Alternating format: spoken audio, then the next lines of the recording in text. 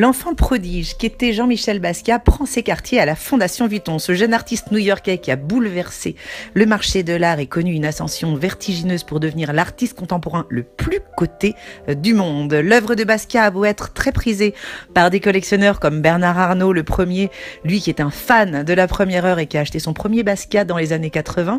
Il faut quand même reconnaître qu'elle reste parfois plus difficile d'accès pour le grand public. Paradoxalement d'ailleurs, parce que son travail est par essence accessible à tous. Alors la question qu'on peut se poser ici, c'est pourquoi ? Pourquoi un tel engouement et si vite, puisque l'artiste est décédé à même pas 28 ans d'une overdose et avait déjà atteint des sommets avec son art. Était-ce parce qu'il était le premier artiste noir reconnu en Occident ou parce qu'il était le petit protégé du pape du pop art qui était Andy Warhol, dont on pourra d'ailleurs admirer ici des œuvres communes. Pas si simple malheureusement, même s'il est vrai que ces faits ont pu contribuer à son immense popularité. Ici, nous allons redécouvrir Basquiat avec plus de 120 œuvres. Beaucoup de très grands formats sur plus de 10 salles, 2500 mètres carrés consacrés à cet enfant terrible de l'art dont certaines n'avaient jamais été montrées auparavant. Alors l'artiste a produit en moins de 10 ans des milliers de peintures et autres dessins réalisés de manière quasi compulsive. Issu du graffiti et du street art, le peintre américain d'origine haïtienne incarne très vite une figure clé de l'underground new-yorkais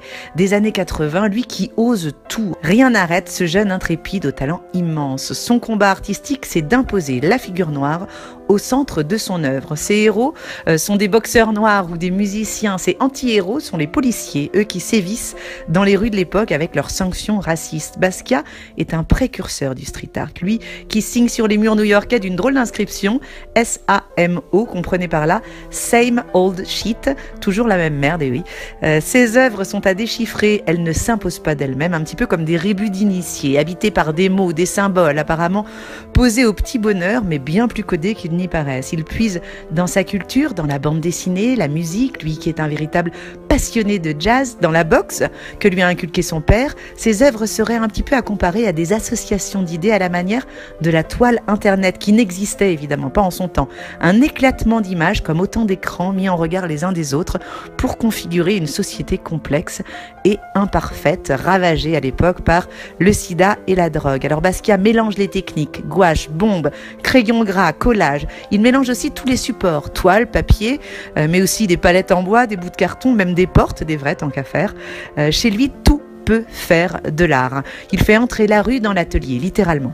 On restera marqué par ce mur immense composé de crânes, une première dans une exposition qui tient de l'exploit, tant ces œuvres sont habituellement dispersées dans le monde entier. Autre œuvre phare, eh bien, c'est celle des deux têtes, un tableau réalisé en urgence par l'artiste lors de sa rencontre avec Andy Warhol, afin de lui démontrer que son talent lui permettait de défier la rapidité du maître. Une toile livrée en moins de 2 heures après, par coursier, ce qui impressionna évidemment Warhol et scellera une amitié artistique prolifique puisqu'ils réaliseront plus de 150 œuvres ensemble par la suite. L'exposition s'achève sur un tableau saisissant qui incarne son urgence de vivre et sa rage de peindre, celui d'un personnage chevauchant un squelette inspiré par Léonard de Vinci et Rembrandt et réalisé par l'artiste l'année de sa mort, il y a tout juste 30 ans.